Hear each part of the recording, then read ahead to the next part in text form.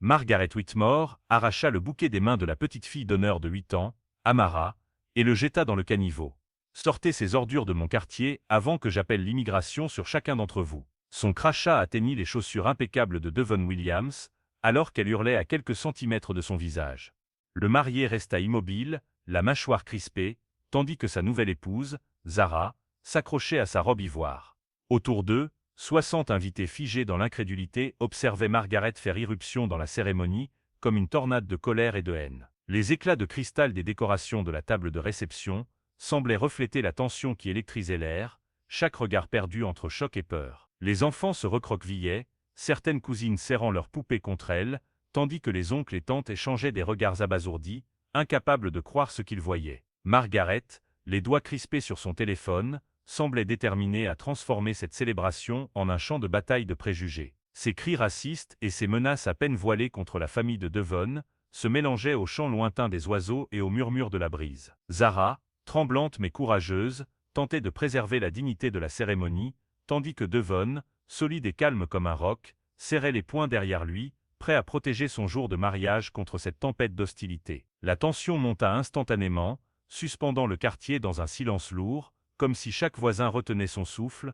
témoin involontaire d'une confrontation qui allait marquer la journée à jamais. Margaret Whitmore, emportée par sa fureur, saisit la nappe de la table du champagne et la renversa d'un geste violent. Les flûtes de cristal s'entrechoquèrent et éclatèrent sur le sol, éclaboussant le trottoir de gouttes dorées et étincelantes, tandis que les bulles du champagne se répandaient comme un petit torrent doré sur la pelouse parfaitement entretenue. Les invités, figés, reculaient instinctivement, certains couvrant la tête des enfants, d'autres se précipitant pour éloigner les verres brisés et protéger la vaisselle fine. « Vous pensez pouvoir transformer notre quartier en un projet social ?» hurla Margaret, sa voix perçante se mêlant au fracas des cristaux. Ses doigts, manucurés et crispés, pointaient les invités comme pour les désigner responsables d'une invasion imaginaire. « Pas tant que je respire !» Chaque mot était chargé de haine et de préjugés, résonnant contre les maisons aux façades soignées, captant l'attention de tous les voisins qui avaient commencé à sortir sur leur porche, curieux et alarmés. Devon resta immobile, observant calmement chaque mouvement,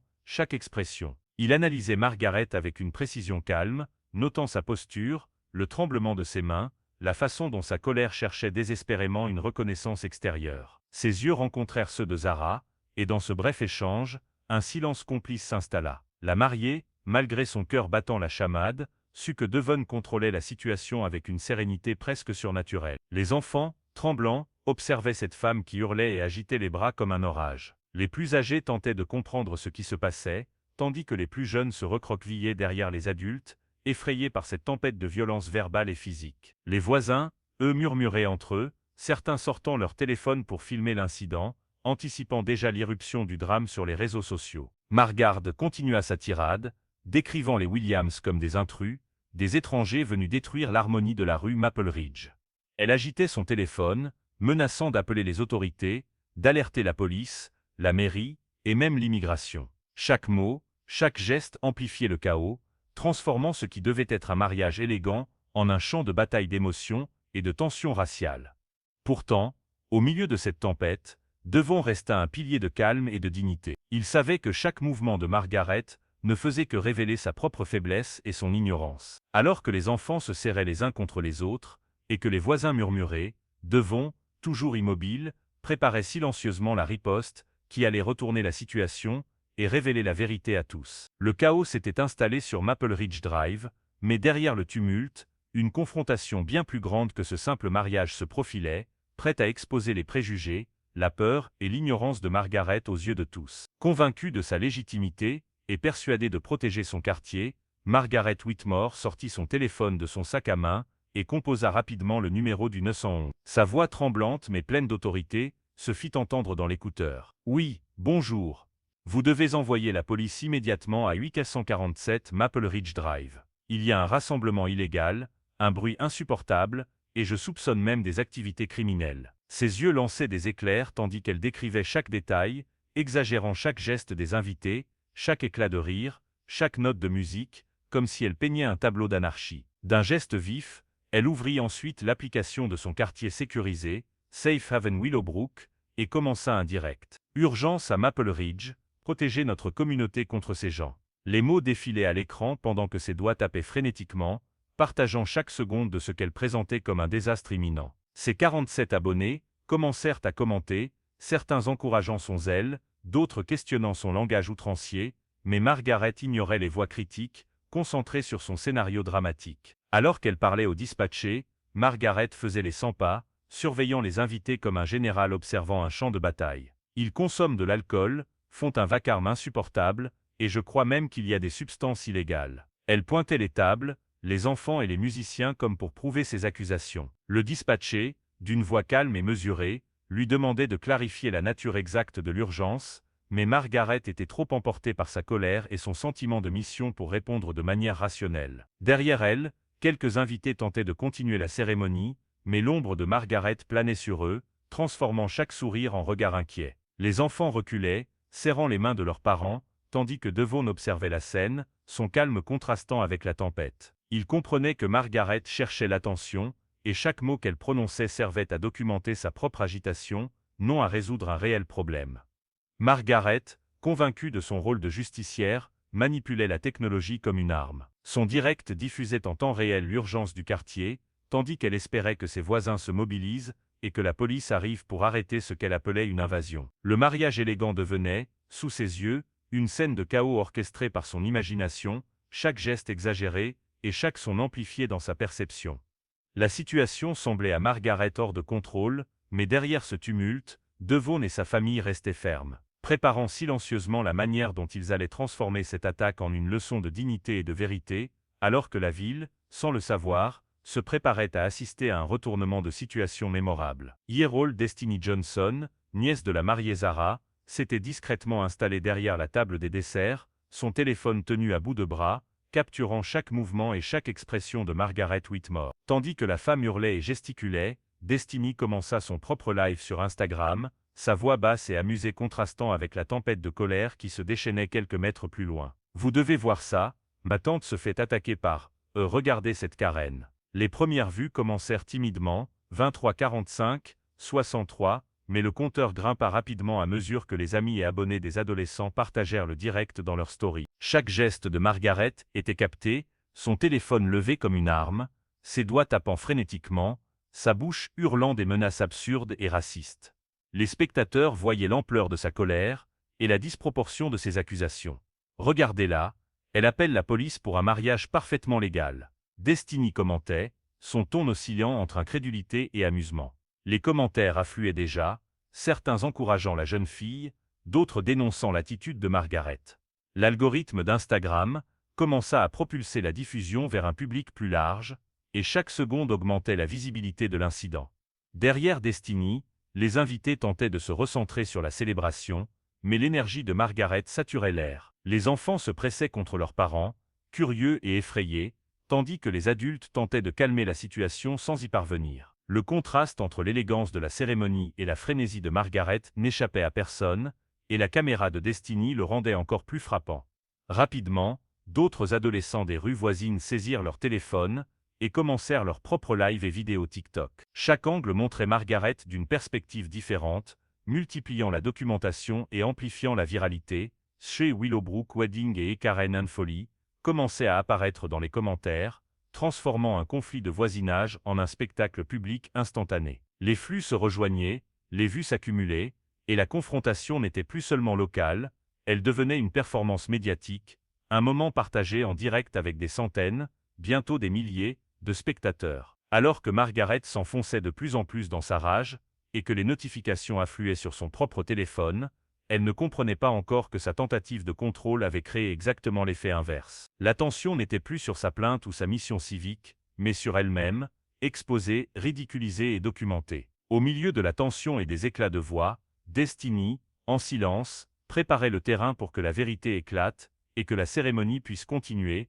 capturant chaque instant pour que le monde entier voie ce désastre en temps réel. Devon Williams s'avança lentement parmi les éclats de cristal et les murmures inquiets des invités, ses mains ouvertes et visibles, un geste calme destiné à apaiser la tempête. « Madame Whitmore, dit-il d'une voix posée et ferme, nous avons toutes les autorisations nécessaires pour cette cérémonie. Tout est conforme aux règlements municipaux. » Il fit un geste vers le dossier épais qu'il tenait sous le bras, soigneusement préparé avec les documents officiels, certificats de permis et preuves d'assurance. Margaret, cependant, était trop absorbée par sa colère et son besoin de spectacle pour accorder la moindre attention à la rationalité. « Autorisation » hurla-t-elle, ignorant les papiers que Devon lui tendait. « Vos papiers peuvent être faux, je connais la mairie mieux que vous. Vous n'avez pas le droit de transformer notre quartier en un projet social. » Ces mots fusaient, saturés de racisme et d'arrogance, et elle tapotait frénétiquement sur son téléphone, pour partager en direct chaque seconde de ce qu'elle appelait l'invasion. Derrière elle, les applications du quartier et les groupes communautaires s'activaient à une vitesse folle. Margaret publiait des photos, des vidéos et des messages en direct, appelant ses voisins à défendre Maple Ridge contre ces étrangers. Les notifications éclataient sur les téléphones, et bientôt plusieurs résidents curieux ou alarmés sortirent sur leur porche, certains filmant la scène, d'autres simplement observant, incapables de croire ce qu'ils voyaient. Les enfants, terrifiés et confus, se pressaient contre les parents, essayant de comprendre pourquoi une femme harcelait leur famille lors d'un jour qui devait être joyeux. Les invités, quant à eux, échangeaient des regards incrédules, certains chuchotant entre eux, d'autres tentant d'intervenir pour calmer Margaret. L'atmosphère oscillait entre surréalisme et tension palpable, comme si le temps lui-même hésitait à avancer sous le poids de cette confrontation. Devon resta calme, immobile comme un pilier au milieu du chaos. Ses yeux rencontraient ceux de Zara, et dans ce simple regard, elle trouva la force de respirer et de ne pas céder à l'angoisse. Chaque mot de Devon, chaque geste mesuré, contrastait avec la frénésie de Margaret, soulignant l'injustice et l'absurdité de ses accusations. Malgré le tumulte, Devon savait que la vérité et la patience étaient de son côté, tout le reste n'était que bruit et spectacle, une tempête de haine, incapable de détruire ce qui avait été construit avec soin et amour. Dans cette scène surréaliste, la diplomatie de Devon se dressait comme un phare de raison, prête à guider la cérémonie hors de la tourmente, et à exposer la réalité à tous les yeux présents, et ceux qui regardaient à distance, à travers les écrans et les flux en direct. Alors que Margaret continuait son tirade en direct, de plus en plus de voisins sortirent sur leur porche, curieux ou alarmés par le tumulte. Chacun sortait son téléphone, certains ajustaient leur caméra Ring ou Nest pour filmer la scène avec une netteté 4K. Les flux en direct se multipliaient, chacun capturant un angle différent, le bouquet jeté dans le caniveau, la table de champagne renversée, Margaret gesticulant avec fureur, et Devon restant calme au milieu du chaos. Destiny, déjà en direct depuis la table des desserts, vit son compte Instagram exploser. Les vues passèrent de centaines à plusieurs milliers, et le hashtag #WillowBrookWedding commença à émerger spontanément. D'autres adolescents des rues voisines se mirent à diffuser simultanément sur TikTok, chacun essayant de capturer le moment le plus saisissant du conflit. Les applications de quartier, Safe Haven Willowbrook et le groupe communautaire Facebook, devinrent des relais instantanés de chaque geste et chaque mot de Margaret, transformant son agitation en un spectacle public. Margaret, persuadée qu'elle maîtrisait la situation, ignorait que la dynamique était en train de changer. Elle croyait que ses abonnés la soutenaient et que la police allait bientôt intervenir à son signal. À 16h05, 2 voitures de patrouille tournèrent le coin de Maple Ridge Drive, sirènes éteintes mais gyrophares clignotants, attirant l'attention des voisins et des invités. Les officiers Martinez et Rodriguez descendirent avec prudence, balayant la scène du regard. Les policiers prirent les documents avec sérieux et commencèrent à vérifier les informations. Rodriguez scanna le permis à l'aide de son application professionnelle, confirmant instantanément l'authenticité du numéro et des signatures. Martinez consulta les horaires autorisés pour la musique et les rassemblements, notant que le volume réel se situait largement en dessous de la limite de 75 décibels. Les mesures de sécurité et l'assurance étaient toutes en règle. Margaret Whitmore, qui observait la scène avec assurance au début, sentit son sang se glacer.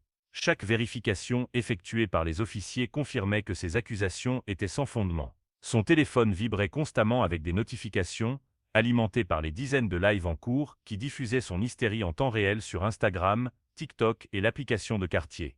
Les spectateurs riaient, commentaient et partageaient, amplifiant sa panique. Elle tenta de protester, de reprendre le contrôle de la narration. « Mais, je paie mes impôts ici, mon mot devrait suffire », cria-t-elle, ignorant que sa voix était déjà multipliée par des milliers d'écrans. Les policiers, calmes et professionnels, ne réagirent pas à sa colère, se concentrant sur les faits irréfutables. Devon, quant à lui, resta stoïque, observant Margaret perdre peu à peu sa posture de contrôle. Les voisins continuaient de filmer, chacun depuis un angle différent, ajoutant encore plus de preuves visuelles. Destiny, derrière la table des desserts, voyait le nombre de spectateurs grimper en flèche, les commentaires affluaient, « Cette femme est folle. Elle appelle la police sur le maire de Willowbrook. » Quelle folie! Les vidéos étaient partagées en continu, capturant chaque geste et chaque mot de Margaret. Dans ce maelstrom numérique, il devenait évident que la vérité était du côté de Devon et de sa famille. Les documents officiels, les mesures de bruit et la documentation en direct exposaient clairement l'absurdité des accusations de Margaret. Son illusion de pouvoir s'effondrait sous les yeux de la communauté et d'un public en ligne désormais massivement témoin de son comportement irrationnel et raciste. Devon Williams fit un pas en avant, son visage calme et son regard posé sur Margaret. Dans un geste mesuré, il retira délicatement sa veste de smoking, révélant une chemise sur mesure avec un discret fil d'or brodé du sceau de la ville de Willowbrook sur le col. Le soleil du milieu d'après-midi reflétait la brillance métallique, attirant les regards de tous. Lentement, il glissa sa main dans sa poche intérieure et en sortit un portefeuille en cuir. Avec un mouvement précis et confiant, il en tira une carte officielle et la tendit à l'officier Rodriguez.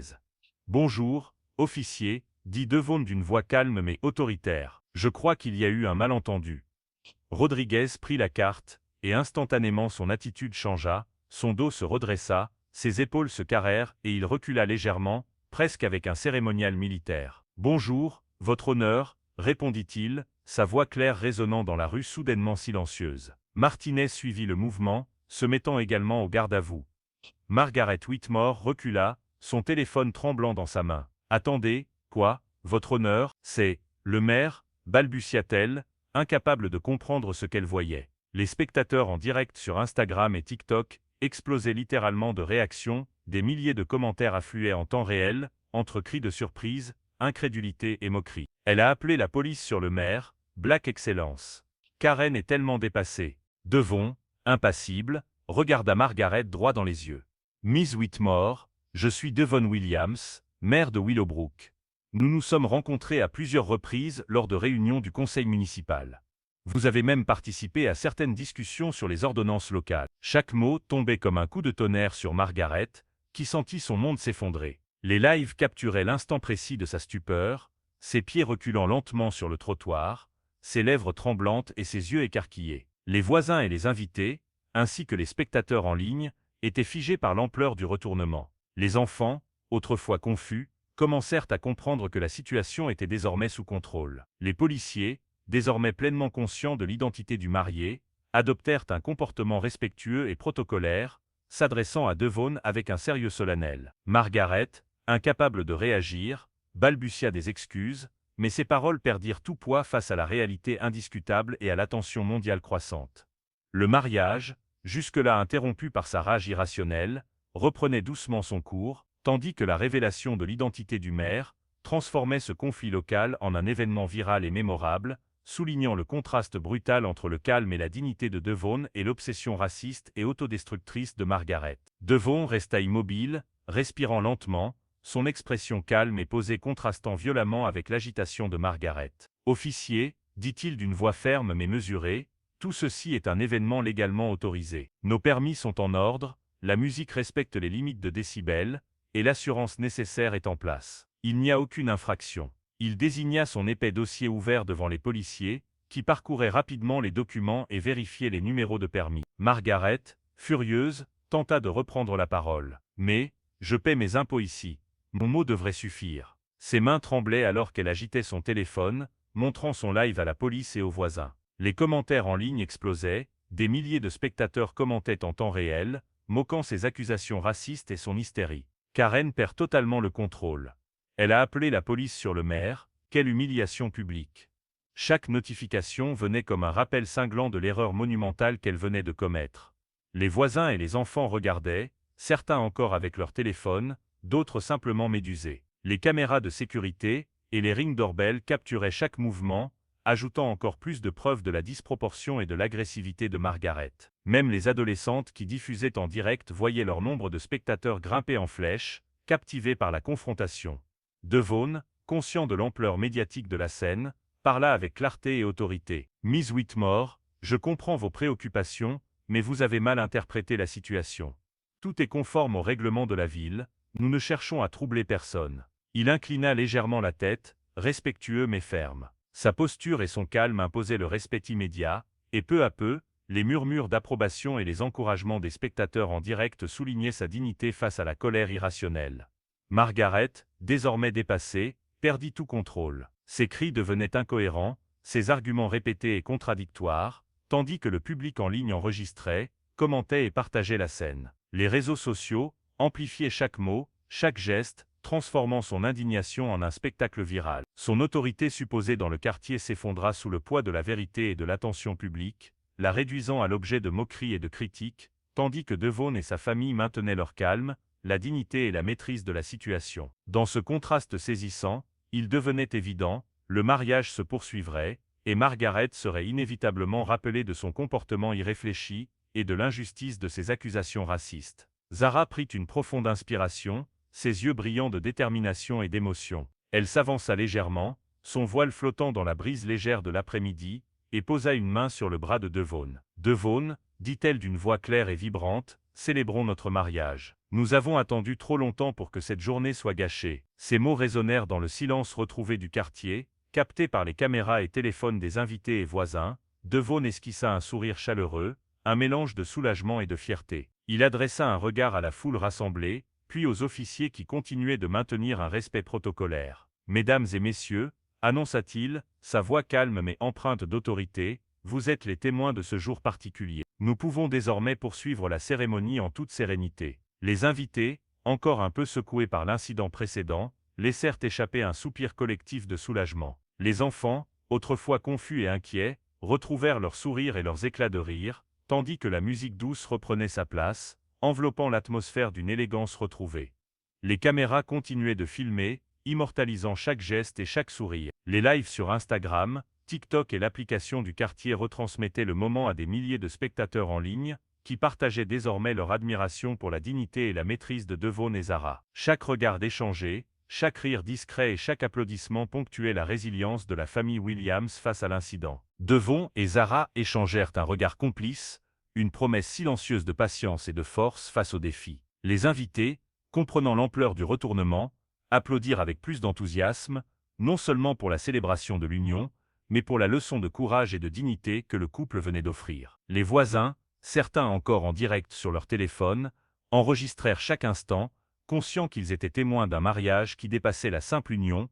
C'était une affirmation de résilience et de respect face au racisme et aux préjugés. L'atmosphère se transforma lentement. Les fleurs, les nappes blanches, les cristaux et la musique douce reprirent leur place au centre de la scène, contrastant avec le chaos passé. Les rires et les conversations s'élevèrent à nouveau, la joie retrouvée illuminant Maple Ridge Drive. Devon et Zara, entourés de leurs proches, purent enfin savourer le moment qu'ils avaient tant attendu, rappelant à tous que la dignité, la persévérance et l'amour triomphent toujours sur la haine et la peur. Le mariage continua, capturant à jamais un message puissant, face à l'adversité et aux préjugés, la force intérieure, le respect et la justice peuvent transformer n'importe quel conflit en un moment de triomphe et de célébration.